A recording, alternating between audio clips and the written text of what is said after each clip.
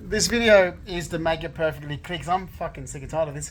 I'm requested documents for the Freedom of Information Act, and I'm seeing names on documents such as in the medical field, and I shouldn't be seeing these names on anything to do with me at all. One of those names is Brett Aikenhead, a dirty fucking little lying cunt Aboriginal. I don't know the guy, he doesn't know me, and I'm sick of people getting information from social media. I don't know the fucking little scummy piece of shit. My ex-partner is Giovanni Craig Consalvo. I never dated anyone after Gio. I didn't leave Giovanni until the end of 2016. Just because I was fucking stuff on the side doesn't mean anything. I'm a fucking little dirty abo cunt. Listen, I met Brett Aikenhead for the first time in my life in April 2015. Was it 2 days before Easter in a fuck circle in Sydney Park. I brought my dog from him. Paid $2,000 for a breeded dog, which I'm not going to keep going around in circles about because my partner at the time, Giovanni Consalvo, could have stood up and said, well, before he left to go to America in December 2014, we were at his uncle and aunties, Marion and Richard Mahowski, and Richard and Justin were talking, and Justin showing Richard photos on his phone of the English Bull Terriers that he's looking at buying. And like Jer was talking to Marianne, so my partner was there, my uncle and aunties. Justin talked about it back in 2012 when we stayed in his family's holiday house in 23 Bengal Street, Long Beach, when he's washing his grandmother, Ruby's statue of an English Bull Terrier, because Ruby loved him. Like Justin knows the breed really well, and he was looking for one when he was moving to take with him to move to America with. So he was actively looking at purchasing one before he relocated to the States because they don't have English Bull Terriers in the States. They're a good inside apartment dog. I know them really well. They're like this. Exactly like this, and that's what they love to do. Like, they're not bred for endurance at all. I came back from America in 2015, already a permanent resident of the US since 2014. That fucking little abo cunt, that fucking little piece of shit Aboriginal cunt, Brett Aikenhead, and his fucking little scumbag family. Some guy called Shane Aikenhead that's from Canberra in Housing Commission, some deadbeat little fucking cunt. His father's in Brisbane or somewhere, like Wayne Aikenhead, some entitled war veteran. He thinks he is. It's like, mate, all my families are war veterans. Like, literally, it's like he talks, so these Aboriginal talks like, oh, he's entitled because he's Abo. He can do whatever he wants. Apparently, we've led these, this is why we've led these group of people believe they can do whatever they want. The law doesn't apply to them. We've literally, so that's his attitude towards me. He can do whatever he wants because he's Aboriginal. Then it's like, oh, my dad's a war veteran. I can do whatever I want. It's like, my pop's a war veteran. My dad's brother's a war veteran. Like, there's so many war veterans right from my family. They don't think that way. They don't stand there and go, I'm a war veteran, I can do whatever we want. But this group of Aboriginals think they can do whatever they fucking want. This little cunt, this fucking little piece of shit cunt I've had for 11 years. Now, all I did was meet some guy, had brought my dog from him, paid $2,000 for a dog. I sussed it out first because the guy is a junkie. He's a junkie nurse, so I sussed this out first and was like, okay, because he kept talking about having another dog.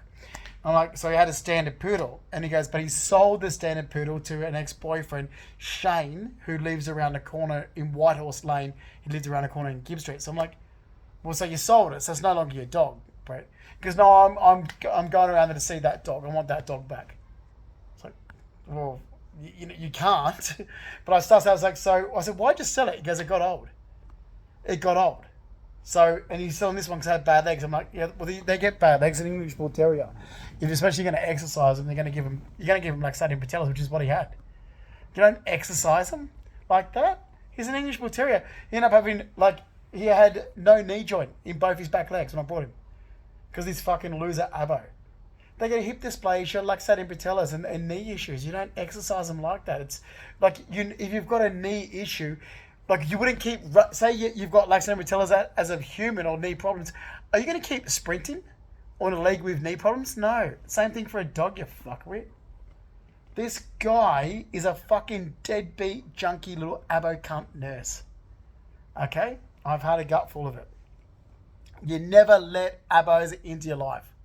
For this is a prime example why you never affiliate with abos. Leave the savage animal group of fucking delinquent, undomesticated piece of shit that we should have really dealt with 200 years ago. Leave them to their own little clan. You don't ever bring them into your life. She never felt sorry. I felt sorry for this guy when I first met him. He's telling me about his family. Like, they're so bad. Like, he was telling me, like, his mother slept. The story goes, I stayed in the hotel room with his father and his father's friend, and he tells me all about how his mother said that his father's friend said she had fresh breath when he slept. She slept with the father, her husband, then vomited. She was drunk. She's a deadbeat junkie, druggo, abo. Then vomited, brushed her teeth, and slept with her husband's friend in the same hotel room. And the son, Brett Aikenhead, knew that story. I was like, what? Like, what the fuck? Like, how do you know that about your mother? It's like, because she said that that dad's friend said I had fresh breath. I'm like, your mother tells you this shit? So I fucking thought, what a, fucking dude or low-life abo. I felt sorry for the guy. Anyway, he was a fuck buddy fling. He was what you call a free prostitute in gay terms. There's my partner and I'm having sex with something on the side that's emotionless. Sex. He's a deadbeat fucking free prostitute. For 11 years I would have fucking abo cunt. And people, it's like, I don't care what he said on social media. We're not together. I saw a post that literally, I'm with my partner, Gio, and I get a request on Facebook to, Brett Aikenhead said that you're in a relationship. I'm like, what the fuck? And I'm, mate, I mean, like my partner's Gio. We just had Easter at my family's place. We're now having dinner at my dad's sister's place. I'm going to my uncle and auntie Marion and Richard Mihowski in house sitting in their house with my partner. I'm having New Year's Eve with my partner Giovanni Consalva at the end of 2015. We're together as a couple. Okay, whether we're on giving each other a hall pass. So if I'm saying, Gio, you've got a hall pass, I've got a hall pass. We've been together a long time. Like we were together in a monogamous relationship for a long time. That was getting a bit monotonous. So he got a hall pass, I got a hall pass, but we're still in a relationship. My mum was telling people bullshit. And then the same thing. So what was it? In 2016, we went to my friend John Totaro and Sandra Totaro's wedding together. Because we were still together. Okay, then my mum's making it, we can't let go of Gio. Oh, fuck off, Carol. Like, there's not one fucking bullshit. There's not one truth. It's all bullshit out of Carol's mouth. She's an idiot. The old saying, you cut off your nose to spite your face. Yeah, the only reason why my mother was ever in my life, and you'll see that since 2009, she was in my life more. By the way, that thumping that you can hear coming through the camera, that's the scammy neighbour that lives upstairs at New South Wales Police that let him get away with it. Don't worry. State government workers have been doing these little fucking scams for years. Ever since October 2015, December 2015, they don't like being told that they're wrong. And they broke international laws and human rights laws. So that thumping that's coming through the ceiling, that's the neighbours. They do it. That's what they spend all day thumping, bashing something. Alright, New South Wales Police are fucking deadbeats. They don't like being told that they're wrong. Especially December 2016 when I'm trying to get Mark Hanna back in IGA. Anyway. So they fucking little abo cunt. Well, go back to what I say about Mum and Gio. Cutting off your nose to spite your face. Okay. My mother only got access to me because of Giovanni.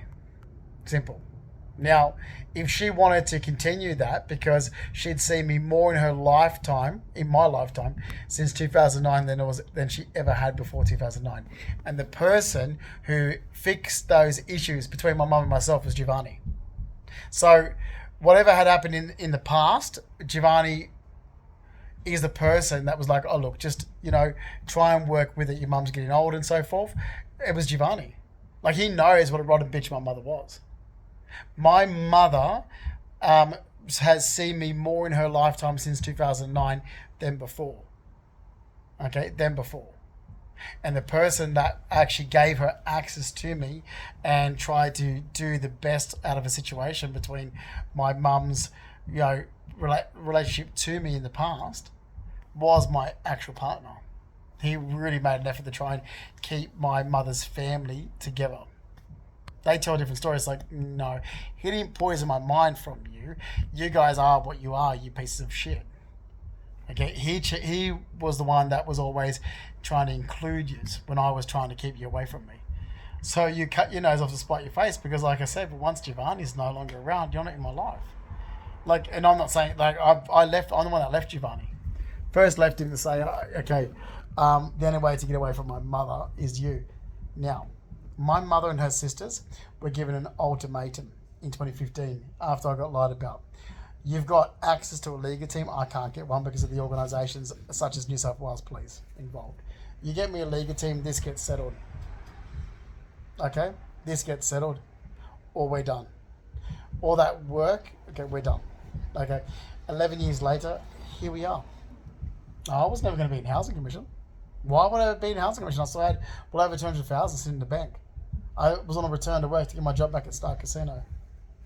I had all my assets, belongings, no debt, I own everything outright. New South Wales Police made up stories. New South Wales Police, because they're scummy little cunts, made up stories since 2015. Hear that upstairs? Let's go back to 2016, shall we? When the guy that lived above me was in apartment 9, he looked like a military fucking deadbeat bogan Australian. A white Albanian fuck with an Asian girlfriend who, again, people with kids, they move in and cause trouble. Funny, Joni was no trouble at all. None. So Joni was amazing upstairs. She had wild parties. Oh, they treated her terribly. You know, we had to knock on the door. So Giovanni, myself, below her, one day we're like, our kitchen was flooded. I'm like, what the fuck's going on? Like, there's water pissing down our ceiling. We knocked on upstairs and realised that Joni's window had blown open, which is exactly what happens. Our tilt and swing windows. It blew open and knocked the tap and flooded her kitchen. You know what they said about it? So, she was probably drunk and left the tap going. I'm like, no. Giovanni and myself was there. So don't. And that's what the real estate agent. So the guy that came in to fix it from the real estate agent goes, she was probably drunk and left the tap going. It's like, no, she didn't. He was like, and I felt like saying, Johnny, if you want a witness, Gio and myself can be a witness. Because the tilt and swing, the window, they blow in. The window's actually open in the apartment building, and it literally opened in and knocked the tap and flooded us downstairs. But Johnny will be having wild parties on a Tuesday night. She'd come knocking down the door, and Gio's like, oh, God, go see what she wants. Like, be late at night.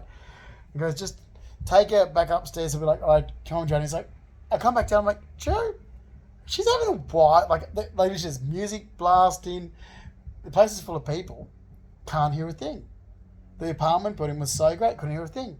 Anyway, some fucking little Albanian cunt that looks like an ex-military fucking deadbeat or like police officer deadbeat moves in upstairs with his fucking Asian girlfriend or mistress and the kids. And Giovanni comes home and he's like, what's going on upstairs? Like literally like the ceiling. He like, I'm like, it's been going all day, Gio. So what, that much bashing? I don't know, maybe they're renovating. Like our light fixtures downstairs were shaking.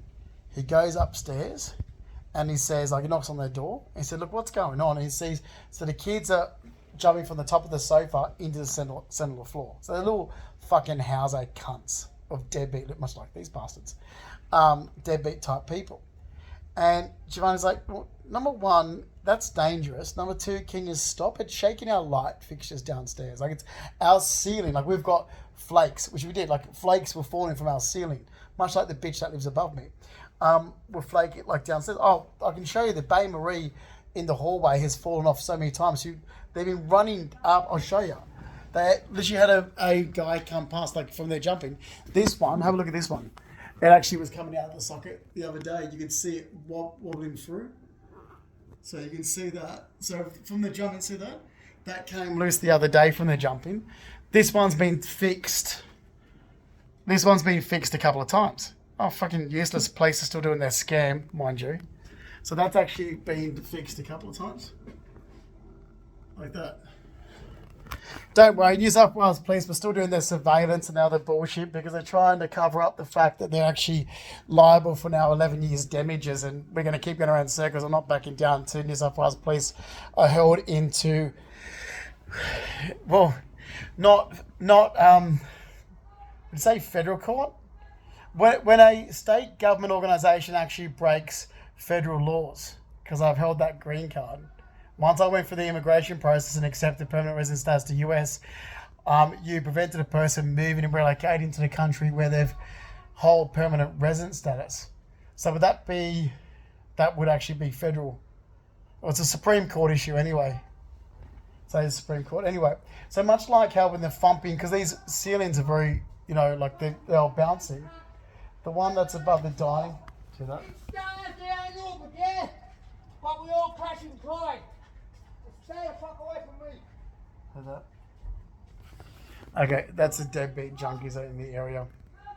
So state government housing commission actually really well aware about putting me in an area around these people. I've had an injury after work. So you've got disability discrimination. Well, you've also got defamation. You accuse me of being a character. I'm not. Right. You can see the light fixture above the dining table, how that's starting to fall down now. It needs to be replaced and fixed, the same as what happened in the hallway. So the hallway light fixture, they were running up and down, and actually dropped out, and the handyman had to come and try and fix it. Then it dropped out again, had to come back and fix it again. I'm like, it's from them jumping. They're literally running up the hallway, then jumping, and when they do, it was shaking. Like, it was shaking my hallway, and the light fixture fell out. Like, you can see the exposed wires. So I'm like, it happens all the time. I mean, that's not how you behave living in an apartment. If you want to live like go live in the suburbs. Like that's not apartment living. Like, you're literally running and jumping. The light fixtures are falling. Like, I'm not, like, you can see the one that's now coming down here along on the dining table. It's like starting to wobble out. So I was like, fucking hell, man. Anyway, so this is what this deadbeat that moved above us. So similar things. So Giovanni goes up there in the apartment where we never had any issues before. This Albanian deadbeat loser that looked like a fucking military deadbeat moves in upstairs. Like, he looks like an ex-army fucking loser, basically. Moves in upstairs, and he goes up there, and Giovanni tells him, like, can you stop? Like our light fixtures are shaking downstairs. This is in 2016, and the guy calls Giovanni a faggot. Literally called him a faggot. He came downstairs crying. So I gave him a piece of my mind. I said, you don't call my partner a faggot. So Giovanni should have called the police and said, that Albanian, what looks to be a first responder for, like ex-military, entitled fucking cunt, called me a faggot. I said to Giovanni, ring the police. He called you a faggot. The guy upstairs, when we're living still on the corner of New Beach Road, New South Head Road in 2016, he called my partner a faggot. I went up and gave him a piece of my mind about being homophobic and calling my partner a faggot. The fucking little scum bastard with his Asian girlfriend, his Asian kids, and he calls Giovanni a faggot. I thought, mate, you shouldn't be in the city. Go to a country town where you belong. You obviously belong in a fucking country town. So that's what happened there in 2016, and that got twisted in something it wasn't. I was like, Giovanni, this is what pisses me off with you.